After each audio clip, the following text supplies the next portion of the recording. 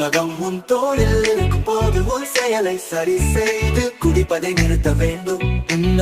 உணர்வுகளை ஏற்றுக்கொள்ள முடியாவிட்டால் நகரத்தின் இந்த பகுதியில் உனக்கு இடமில்லை. ஏனென்றால் நாங்கள் இரவும் பகலும் பாட்டிக்காரர்கள், பைத்தியம் பிடித்தவர்கள், அதுதான் ஒரே வழி. எனவே இன்றிரவு அந்த 9 முதல் 5 வரை அலமாரியில் விட்டு உங்களை நீங்களே அனுபவிக்க வேண்டும். பள்ளம் செயல் உள்ள பைத்தியம் உன்னை அடையட்டும். வாழ்க்கை அவ்வளவு மோசமாக இல்லை.